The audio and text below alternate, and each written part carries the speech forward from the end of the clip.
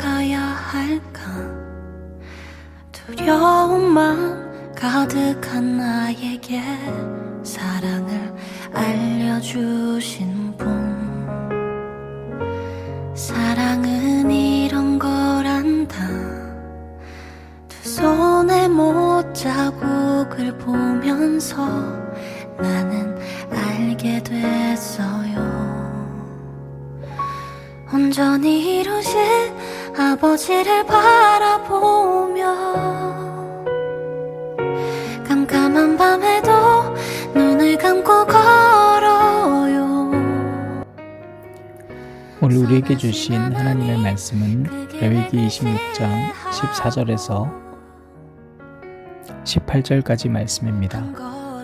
그러나 너희가 내게 청종하지 아니하여 이 모든 명령을 준행하지 아니하며 내 규례를 멸시하며 마음에 내 법도를 싫어하여 내 모든 계명을 준행하지 아니하며 내 언약을 배반할진대 내가 이같이 너희에게 행하리니 곧 내가 너희에게 놀라운 재앙을 내려 폐병과 열병으로 눈이 어둡고 생명이 쇠약하게 할 것이요 너희가 파종한 것은 헛되리니 너희의 대적이 그것을 먹을 것임이며 내가 너희를 치리니 너희가 너희의 대적에게 패할 것이요 너희를 미워하는 자가 너희를 다스릴 것이며 너희는 쫓는 자가 없어도 도망하리라.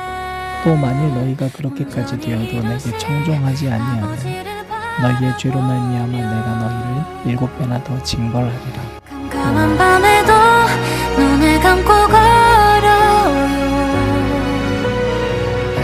선하신 하나님 그 계획을 신뢰하고 한 걸음 한 걸음 나아가네 나의 삶의 자리로.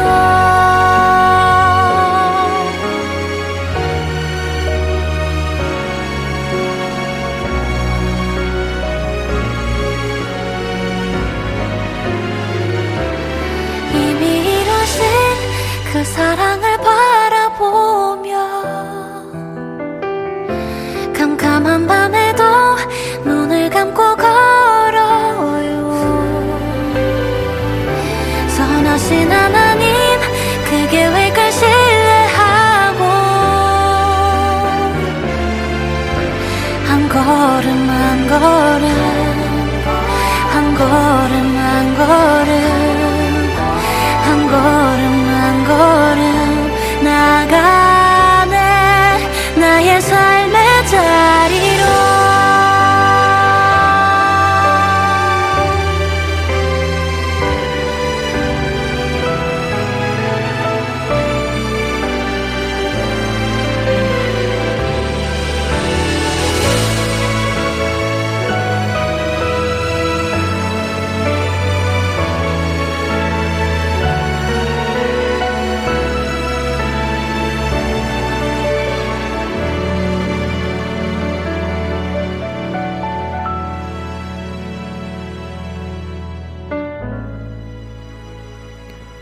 샬롬.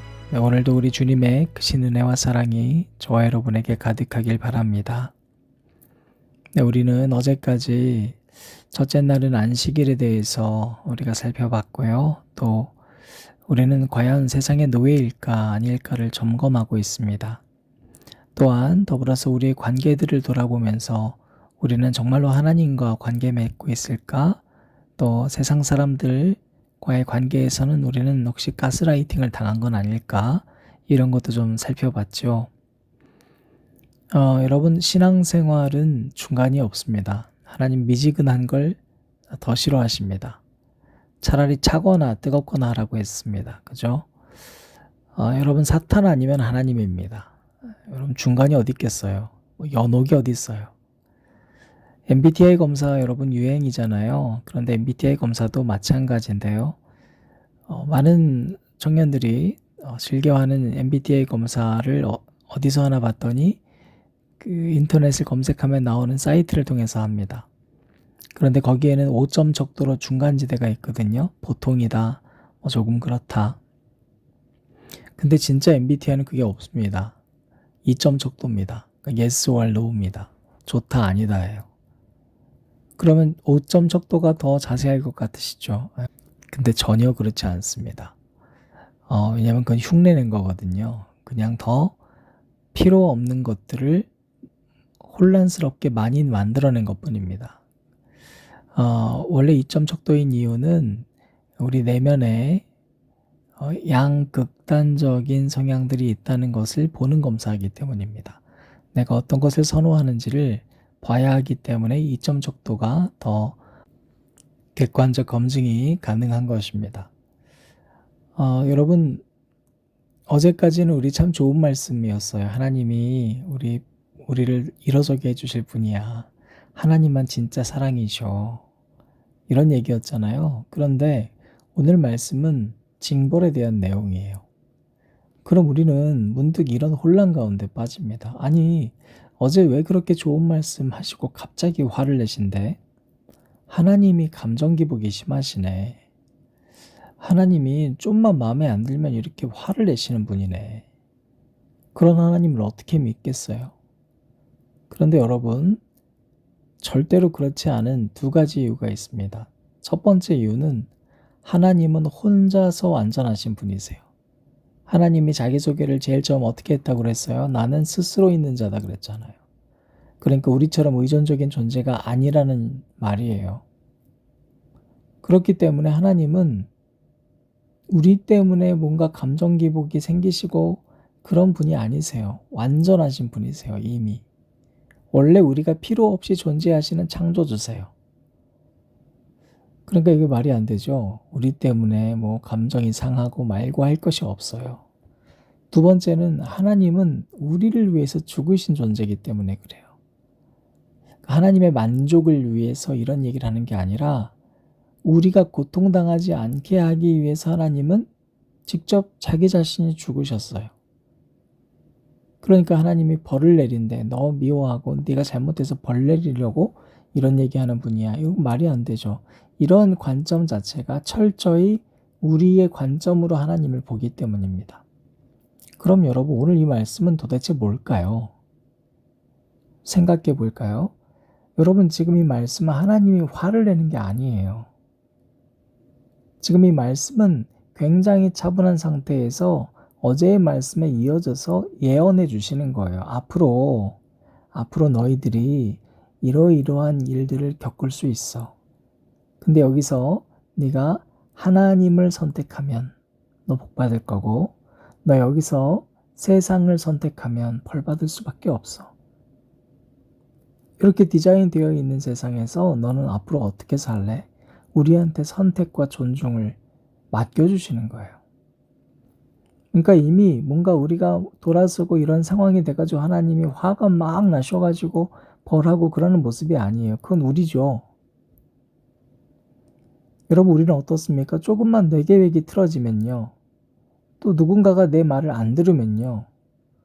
또 내 기준에 못 미치는 사람들 틈에 있으면요. 화가 나요.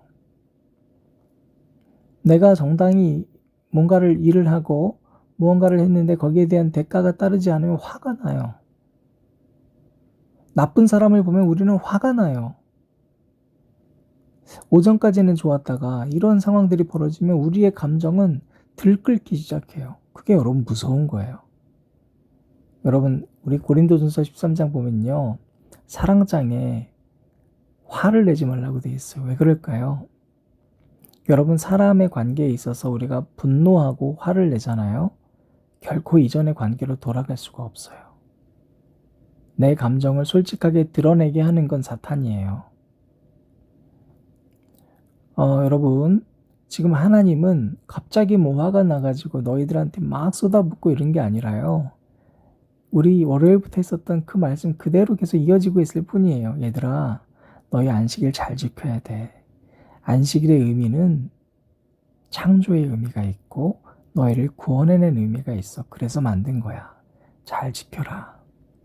이미 나를 지정하면서부터 나는 이렇게 디자인을 해놨어. 그러니까 너희 7년째 안식년 돼도 50년 이후에 희년이 와도 꼭 이렇게 살아다오. 그렇게 하지 않으면 너희 삶이 아플 수밖에 없어. 그럼 이런 얘기예요. 사랑하는 여러분, 사탄이 우리에게 이렇게 자꾸 우리 기준대로 하나님을 바라보게 하는 것 같아요. 하나님은 분노의 하나님이셔, 심판의 하나님이셔 하고 남들을 정죄하고 심판할 때 내 감정이 기준이 되고 있다는 걸 잊어버리면 안 돼요. 여러분, 우리는 믿음 생활할 때 어떻게 살아가야 할까요? 첫 번째로 감정대로 살면 안 돼요. 감정대로 판단하면 안 돼요. 그게 기복이에요.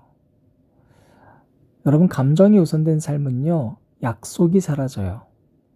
헌신해야지. 나 이제 하나님 믿었으니까 사랑하면서 살아야지. 난 아낌없이 베풀면서 살아야지. 그런데 그거는 그냥 그때 내가 하나님께 드렸던 약속이잖아요. 근데 상황은 꼭 바뀌거든요. 어떻게 바뀝니까? 내가 꼭 열심히 섬겨야지 했는데 그 열심히 섬긴 만큼 남들이 안 알아주는 상황이 와요. 내가 정말 누군가를 열심히 사랑했어요. 거기까지는 좋아요. 근데 어떤 상황이 옵니까?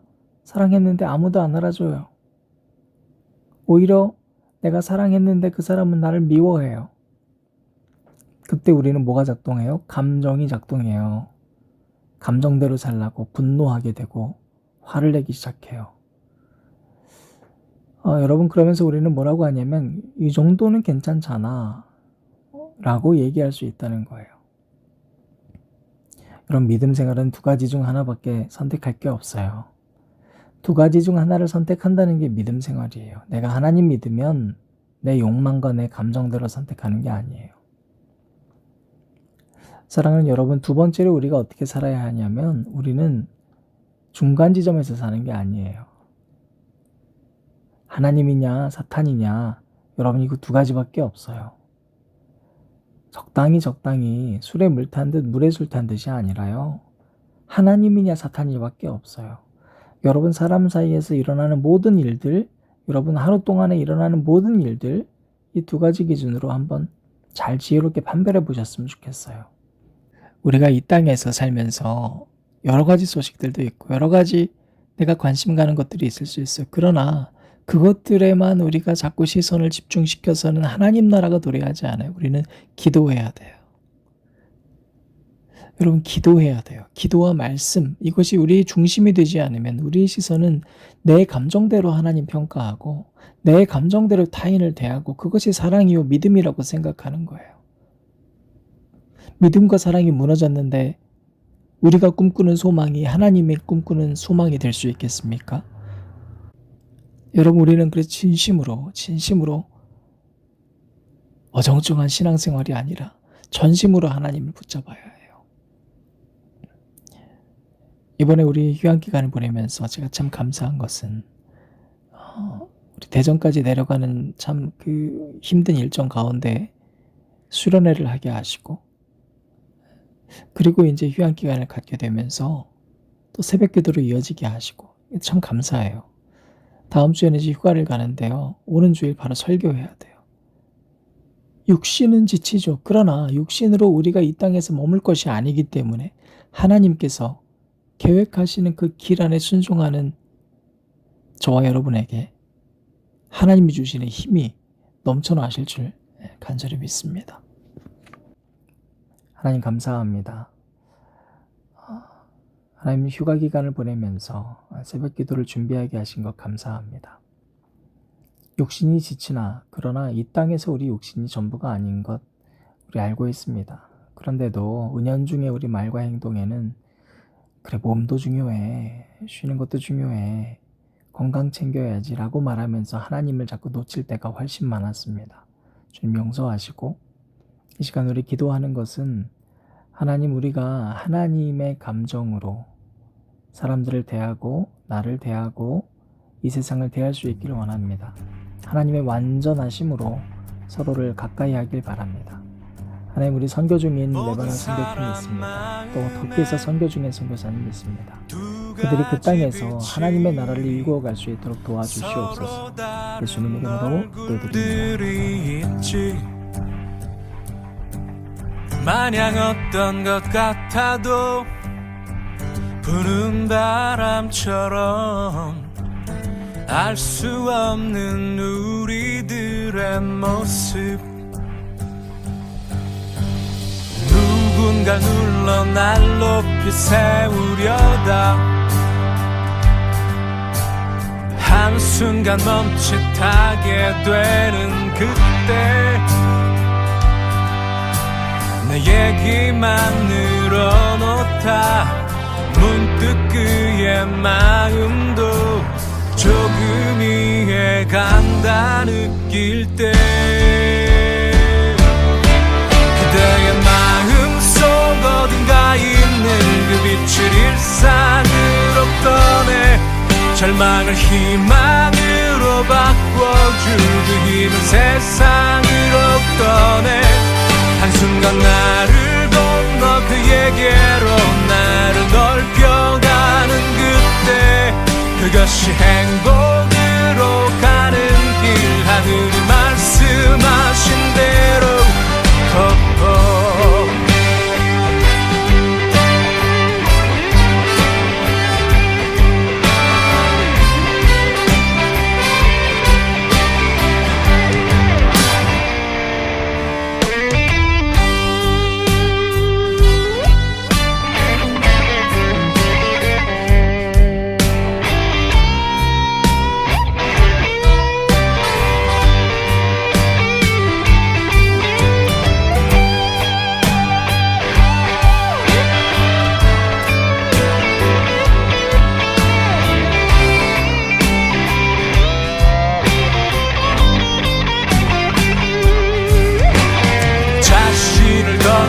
세상을 돕는 사람들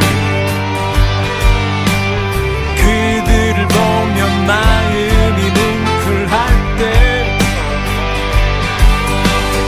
요즘 내가 사는 모습 이게 다가 아닐 텐데 불만 같은 것이 솟을 때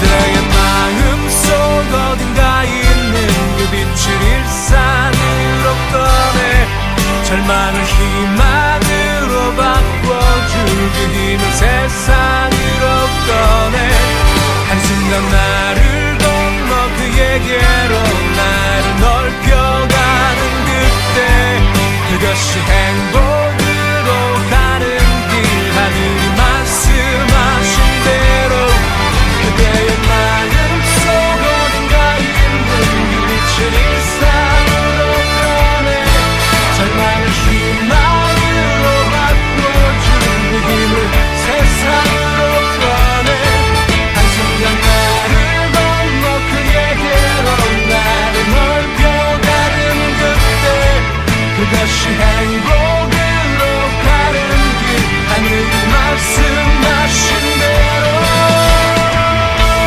세상이 온통 거짓말한다고 해서 예수님 우리마저 함부로 거짓말을 해서 되겠습니까? 나 잘 살아보겠다고 가난한 이웃을 꼼꼼치 해서 되겠습니까? 주님의 몸된 교회를 함부로 찢고 나누어서 되겠습니까? 신문과 텔레비에서 떠드는 말을 성경 말씀보다 더 앞세워서 되겠습니까? 우리들은 이런 세속주의를 용납하면 안 됩니다.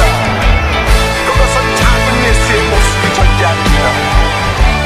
이 시간 성령께서 우리 한국 교회를 불쌍히 여겨주셔서 회개의 영광을 주시도록 기도합시다. 우리가 기도하면 사람들이 우리를 통해 예수님을 보게 될 것입니다. 그렇게 되면 부활의 주님이 이 나라의 진정한 소망이 될 것입니다. 할렐루야.